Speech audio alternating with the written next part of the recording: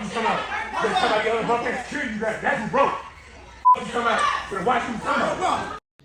And surely, God walked into the room, cut the lights on, and said, "Let there be a bunch of standing around, dressed like middle and high school age children."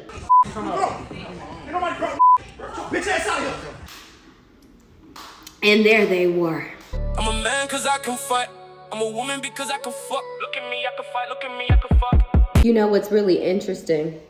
And you see it here today with a lot of the Prince Hall Freemasons, which are the Black Freemasons, and all of the Black fraternities and sororities, how they came from the middle class, the upper class, and they were meant to create a pipeline from college students into the workforce. So, you know, we could have the upper hand, the upper end in comparison to the common man, right, through association. And it's almost like, you know, they failed, right? They've created all these associations and organizations, and here it is that this is still occurring.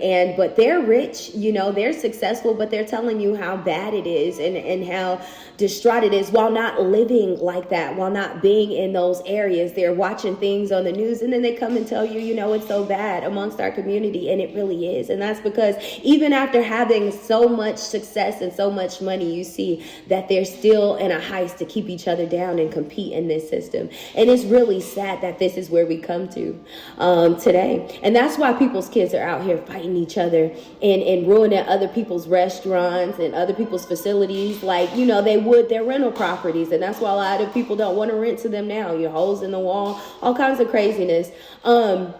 And so, but it's just breaking down to, man, what have we fought for? What are we fighting for?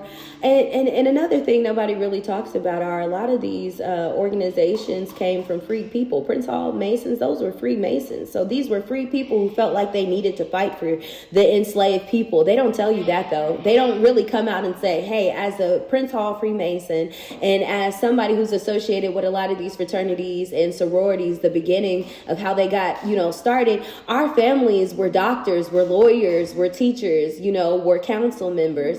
And we decided to formulate these things for you all as a pipeline pretty much for the freed people. And of course, common man could be a part of association too, as long as they sacrifice and they have the money. And it's just interesting to see that this is what it's all boiled down to. Man, what a waste.